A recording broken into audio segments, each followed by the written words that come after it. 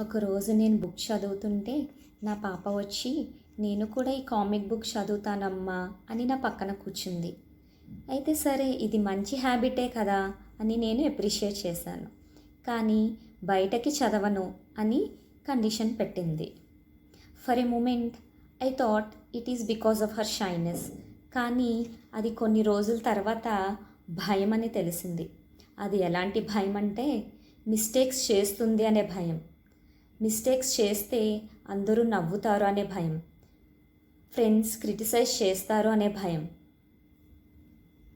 ఆ ఫియర్, ఆ నర్వస్నెస్ స్లోగా తన అన్ని యాక్టివిటీస్కి స్ప్రెడ్ అయింది. సెల్ఫ్ డౌట్ కూడా వచ్చేసింది. తను అందరి పిల్లల్లా ఏమీ చేయలేదు, తనకి ఏమీ రాదు అని ఏడుస్తూ ఉండేది.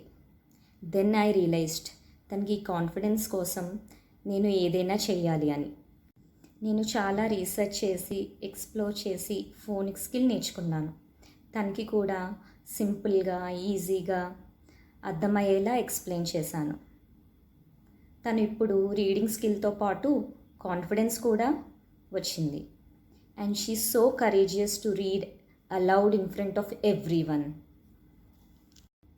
Then I started teaching phonics to all kids who hesitate to read aloud, because every child deserves to shine and sparkle.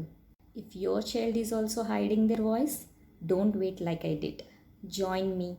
Let's turn fear into fluency, silence into strength.